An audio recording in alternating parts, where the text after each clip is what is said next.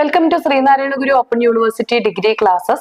In this class, we are going to discuss the second unit of first block from the paper Introduction to Mass Communication.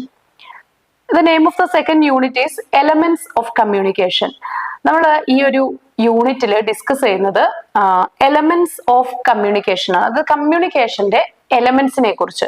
അപ്പോൾ communication it's a process. നമ്മൾ കഴിഞ്ഞ ക്ലാസ്സിൽ യൂണിറ്റിൽ ഇതിന്റെ first യൂണിറ്റിൽ നമ്മൾ discuss ചെയ്തിരുന്നത് കമ്മ്യൂണിക്കേഷൻ എങ്ങനെയാണ് ടേക്സ് പ്ലേസ് ചെയ്യുന്നത് എന്ന കാര്യം. അതിൽ ഒരു സെൻഡറും റിസീവറും അതുപോലെ ഒരു ആക്റ്റീവ് ലിസണിങ്ങും ഒരു നോളജ് നമ്മൾ ട്രാൻസാക്ട് ചെയ്യുന്നു. ഇങ്ങനെയുള്ള ഒരു പ്രോസസ് ആണ് ഇവിടെ സംഭവിക്കുന്നത് എന്ന് നമ്മൾ കഴിഞ്ഞ ക്ലാസ്സിൽ ഡിസ്കസ് ചെയ്തിരുന്നു.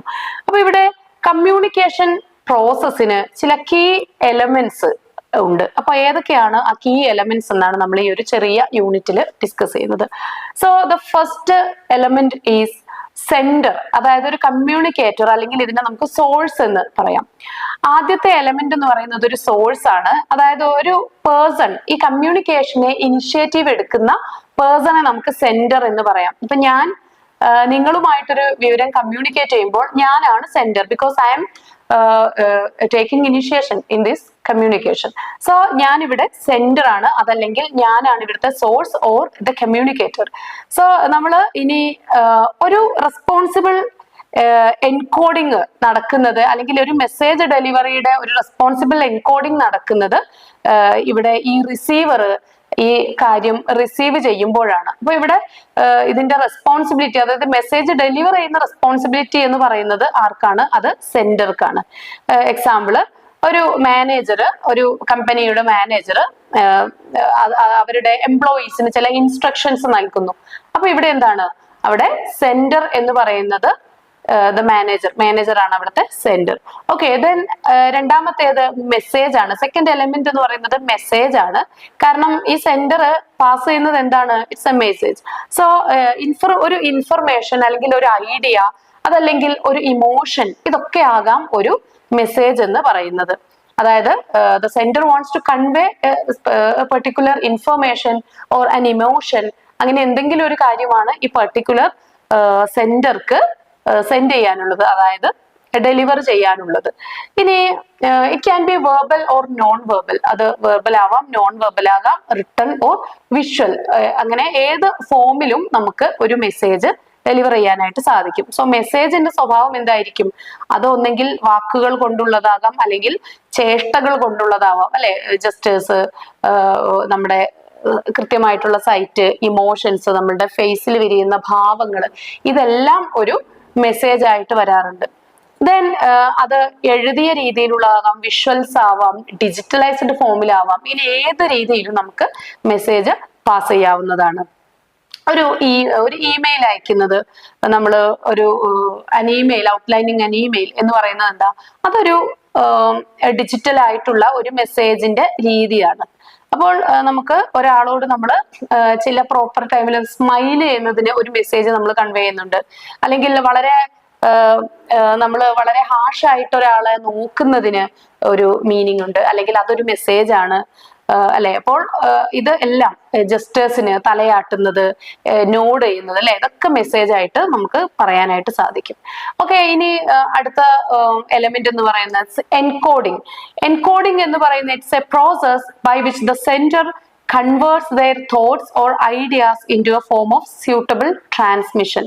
അതായത് ഒരു സ്യൂട്ടബിൾ ആയിട്ടുള്ള ഒരു ഫോമിലേക്ക് ഈ സെൻഡർ ഈ ഒരു പെർട്ടിക്കുലർ ഐഡിയയെ ട്രാൻസ്മിറ്റ് ചെയ്യുന്നതിനെയാണ് നമ്മൾ എൻകോഡിങ് എന്ന് പറയുന്നത്. നമ്മൾ പറയുന്നയാള് സെൻഡർ ആണ് എൻകോഡിങ് ചെയ്യുന്നത്.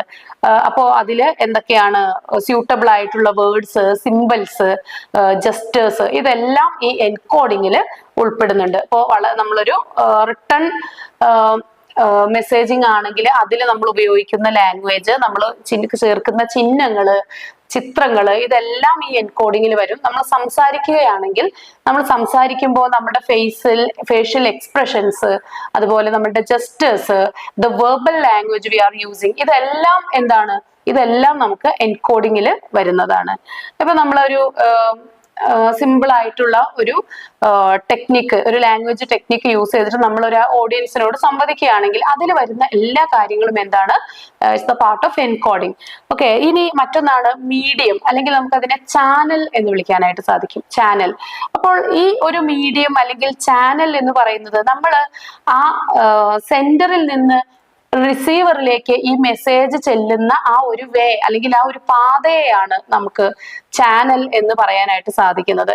ഈ channel it can be verbal or speaking, written, that means email, letters etcetera, cards, അങ്ങനെയുള്ള കാര്യങ്ങളൊക്കെ അതിൽ വരും. പിന്നെ വിഷ്വൽ ആയിട്ടുള്ളത് നമുക്ക് ഇമെയിൽ, ലെറ്റർ, അല്ലെങ്കിൽ ചിത്രങ്ങള്, വീഡിയോസ്, ഇമോജീസ്, ഇതെല്ലാം വിഷ്വൽസിൽ വരുന്നതാണ്.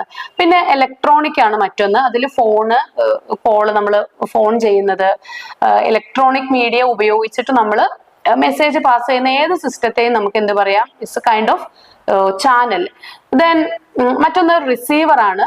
റിസീവർ, ഇപ്പൊ നമ്മൾ ഇതുവരെ പറഞ്ഞത് സെന്റർ, അതായത് ആ ഒരു കമ്മ്യൂണിക്കേഷൻ തുടങ്ങുന്നിടത്തു നിന്ന് തുടങ്ങി എന്താണ് പാസ് ചെയ്യുന്നത്, മെസ്സേജ് ആയിട്ട് വന്നു, ഏത് വഴിയാണ് നമ്മൾ അത് പാസ് ചെയ്യുന്നത്, അത് ചാനൽ എന്ന് പറഞ്ഞു. എൻകോഡിംഗ് എന്ന അതിന്റെ അവിടെ നടക്കുന്ന പ്രോസസ്സിനെ കുറിച്ച് പറഞ്ഞു. ഇനി നമ്മൾ ചെല്ലുന്നത് അത് റിസീവ് ചെയ്യുന്ന ഒരാളിലേക്കാണ്. So the receiver or listener or audience, നമ്മൾ 3 പേരിൽ അതിനെ പറയാനായിട്ട് സാധിക്കും. Receiver, listener or audience. Okay, so ഒരു വ്യക്തി അല്ലെങ്കിൽ എ ഗ്രൂപ്പ് ഓഫ് പീപ്പിൾ എന്താണ് ഓഡിയൻസ് ആയിട്ട് വരാറുണ്ട് അല്ലെ. ഇപ്പൊ നമ്മൾ ഒരാള് സംവദിക്കുന്നത് ഒരു കൂട്ടം ആളുകളാണ് കേൾക്കുന്നതെങ്കിൽ ഇവിടെ സെന്റർ ഒരാളും റിസീവർ എ ഗ്രൂപ്പ് ഓഫ് പീപ്പിളും ആയിരിക്കും. ഇനി ഒരു എഫക്റ്റീവ് കമ്മ്യൂണിക്കേഷൻ എന്ന് പറയുന്നത് ഈ റിസീവറുടെ കൃത്യമായിട്ട് അണ്ടർസ്റ്റാൻഡിങ് എബിലിറ്റിയെ കൂടി ബേസ് ചെയ്തിട്ടായിരിക്കുന്നത്. ഇപ്പോൾ ഒരു ക്ലാസ്സില് ഒരു ടീച്ചർ വളരെ അമേസിംഗ് ആയിട്ട് സ്റ്റുഡൻസിന് ഒരു ക്ലാസ് ഡെലിവർ ചെയ്യുന്നുണ്ട്, അല്ലെങ്കിൽ ഒരു ഒറേറ്റർ നല്ലൊരു സ്പീച്ച് ഡെലിവർ ചെയ്യുന്നുണ്ട്, വളരെ സ്റ്റാൻഡേർഡ് ഉള്ള ഒരു സ്പീച്ച് ഡെലിവർ ചെയ്യുന്നുണ്ട്. പക്ഷെ ഈ ഓഡിയൻസിന് അദ്ദേഹം പറയുന്നത് കേൾക്കാനുള്ള കപ്പാസിറ്റി ഇല്ലെങ്കിൽ, അല്ലെങ്കിൽ ഈ ഓഡിയൻസ് ഒരു ഇന്റലക്ച്വലി വളരെ ലോ ലെവലുള്ള ആളുകളാണെങ്കിൽ ഇവിടെ ഒരു എഫക്റ്റീവ് കമ്മ്യൂണിക്കേഷൻ പോസിബിൾ അല്ല, നടന്നിട്ടില്ല. ബിക്കോസ് ഇവിടെ റിസീവർക്ക് അതിനുള്ള കപ്പാസിറ്റി ഇല്ല.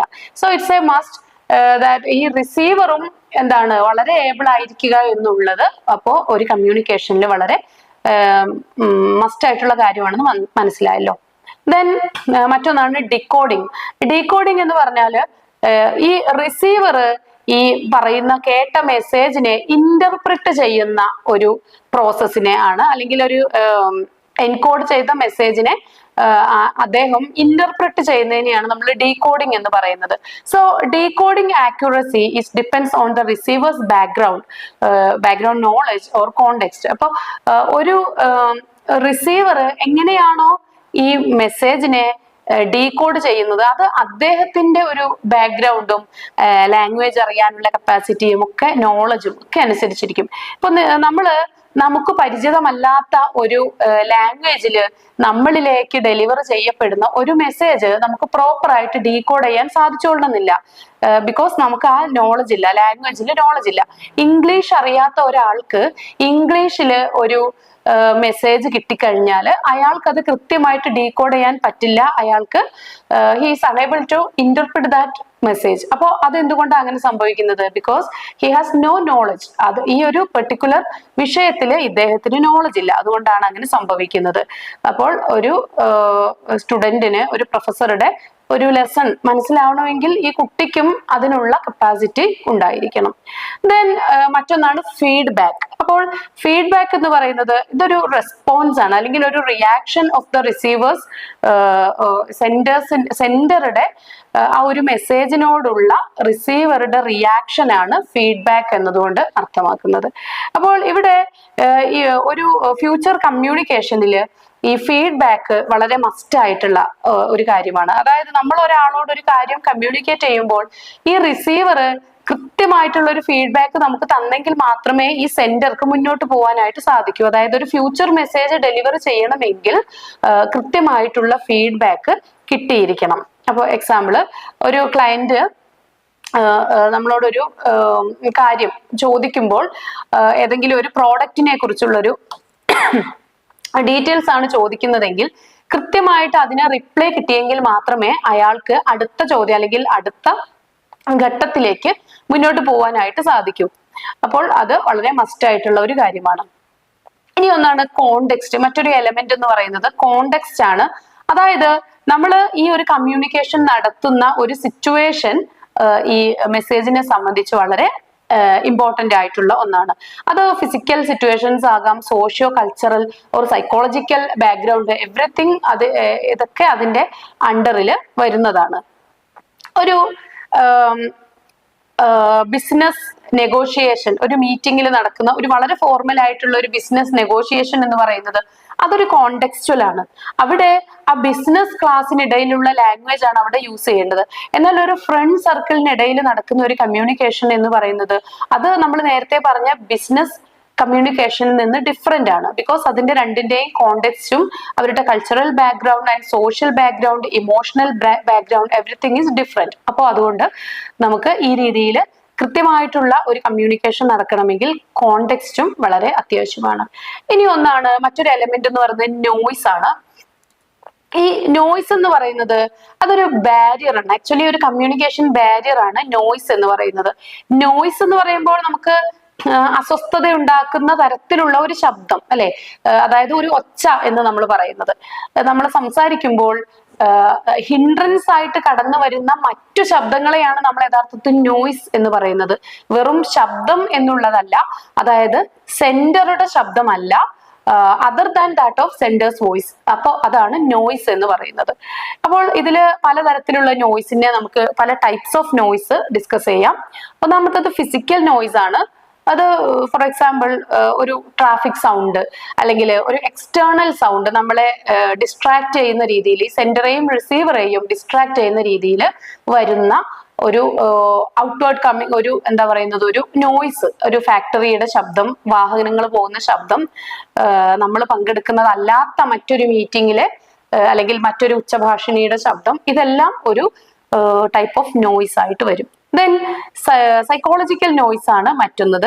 അത് നമുക്ക് മെന്റൽ ഡിസ്ട്രാക്ഷൻസ് ആണ്. ഒന്ന് ഫിസിക്കലി അവിടെ റിയൽ ആയിട്ട് ഒരു ശബ്ദം നമ്മളെ ഡിസ്ട്രാക്ട് ചെയ്തെങ്കിൽ ഇവിടെ നമുക്ക് ഒരു മെന്റൽ ഡിസ്ട്രാക്ഷൻ ആണ് ഉണ്ടാകുന്നത്. ഇതിന് എക്സാമ്പിൾ നമുക്കൊരു സ്ട്രെസ്, ഒരു വളരെ സ്ട്രെസ്ഫുൾ ആയിട്ടുള്ള ഒരു സിറ്റുവേഷനിൽ നമ്മൾ എന്തായിരിക്കും, വളരെ മെന്റലി ഡിസ്ട്രാക്റ്റഡ് ആയിരിക്കും. ഇനി ടെക്നിക്കൽ നോയ്സ് ആണ് മറ്റൊന്ന്. ടെക്നിക്കൽ നോയ്സ് എന്ന് പറയുന്നത് ഇഷ്യൂസ് വിത്ത് ദ എക്യുപ്മെന്റ്സ്, നമുക്ക് ആ ഒരു ടെക്നിക്കൽ സാധനങ്ങളുമായിട്ട് ബന്ധപ്പെട്ട, ഉദാഹരണത്തിന് ഒരു പുവർ കണക്ഷൻ, അതായത് നമുക്ക് ഒരാളോട് നമ്മൾ വാട്സപ്പിൽ കമ്മ്യൂണിക്കേറ്റ് ചെയ്തുകൊണ്ടിരിക്കുന്നു.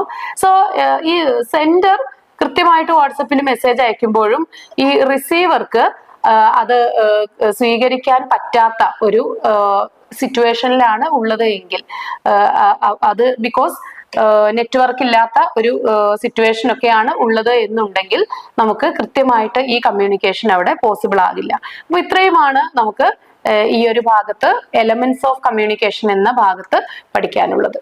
Thank you.